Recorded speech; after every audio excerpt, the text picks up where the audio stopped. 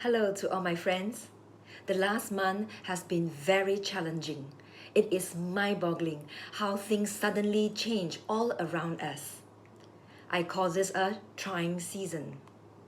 Empty shelves, empty airports, empty streets.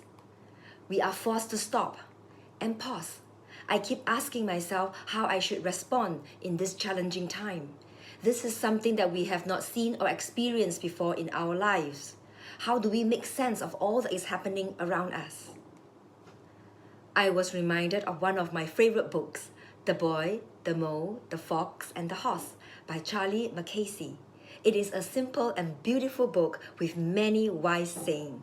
And one of my favorite sayings from the book is, one of our greatest freedoms is how we react to things. So I want to share with you my thoughts on how I would choose to react and respond in this current situation. First, I choose to be resilient. To be resilient is our ability to withstand adversity and to bounce back from difficult life events. Amid this trying time, people are losing their lives, losing their livelihood, losing their freedom to just socialize, and losing their sense of control and security, all too suddenly. It is a difficult time. And yet we need to confront all that is happening around us squarely, resolve not to cave into our fear. Instead, with boldness and courage, we stand together, united to fight this together. Being resilient is working on our mental toughness. We not only need to stay safe, we also need to take care of our mental health, our mental strength to stay sane. Being resilient is about working through our emotional pain, to be in touch with our feelings, to express our feelings and not suppress them. To turn our feelings, to turn these strong emotions into a positive energy that can help us to work through things step by step. Resilience is about working through these challenges. And I want to respond to this challenging time as an invitation to go on a journey to building resilience through self-discovery. What does being resilient mean to us in this unprecedented time? What does resilient require us to do, to think, and to feel? How can we come out of this challenging time stronger? This positive frame of mind will certainly help us in our next step. We can take another pause and ask if we can take this opportunity to reevaluate everything that is around us. Our values, our lives, our relationships. On a personal level, I want to reevaluate and consider again, what are my values? What is truly important to me? What truly matters to me? What are my priorities? What do I want to learn, unlearn, and relearn? And how can I contribute more meaningfully to the community right now? On the professional level, we reevaluate how we can help our customers. What can we do to support our customers? What would our clients truly value in this challenging time? How can we help address our clients' concerns and challenges? How can we help organizations to be more resilient? How can we help clients to build a resilient mindset in their employees? I have many questions. I don't have the answers yet, and that's all right. Our ability to ask good and important questions is more important than getting the right answers, because good questions guide us in our thinking. They lead us to the path of discovery. They guide us in more productive conversation, and they lead us to more clarity. Asking good questions is a good way to start in self-discovery journey. How about you? What are your questions? I pause again, and I look for ways to repurpose what I already have. Time. How can I repurpose my time? I suddenly have more time now. I used to spend 8 to 10 hours at the workplace. I had a to-do list. I had a plan, deadline, goals, priorities. I had the routine. But now, things have changed.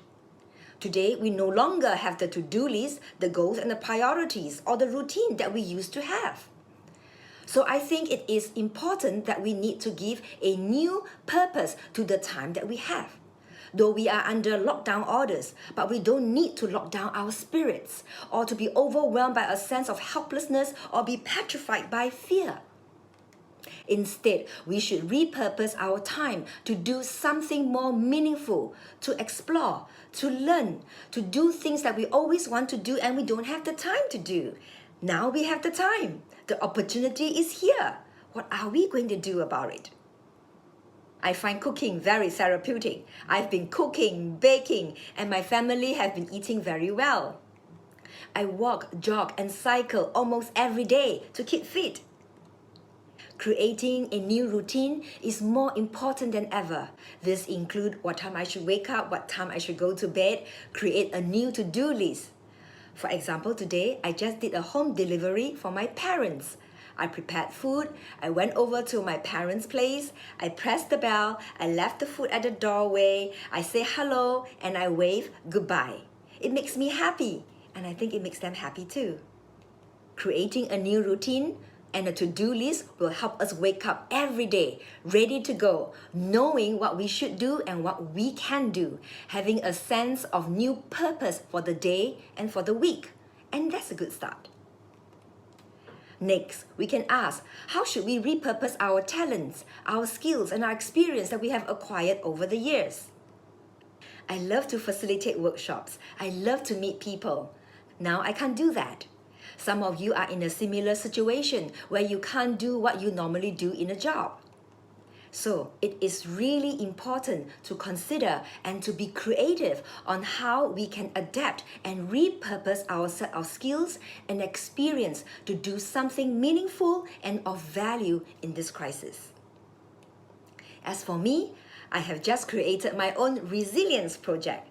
I want to spend time to create content which I care about and share it with people around me. And this video is my first attempt.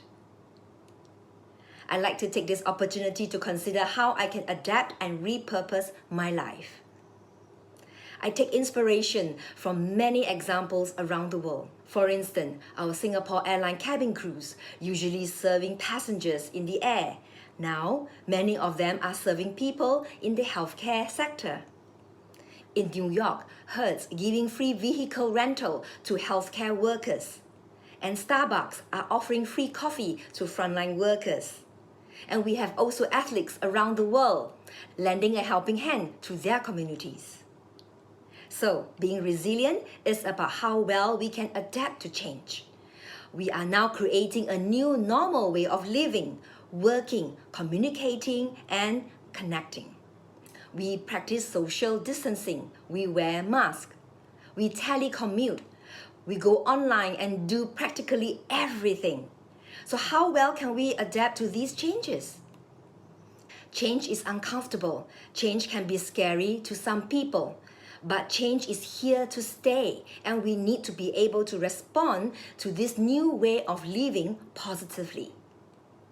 Again, I seek my encouragement from the book. Let me read you 2 more pages. What is over there? It's the wild, said the mole. Don't fear it. Imagine how it would be if we were less afraid. What would I be if I was less afraid? I asked myself. As we say in Singapore, just try lah. Here it is. Hope you like it. I'm sharing my thoughts, and I hope you'll find this encouraging to you and you can do the same. Or it might at least trigger your chain of thoughts on how you can respond in this challenging time. Remember, the greatest freedoms is how we react to things. So, how can you be more resilient? What do you need to reevaluate in your life? And how can you adapt and repurpose your life in this trying season? Or shall I call it a remarkable season? And make something good and beautiful out of it. Thank you.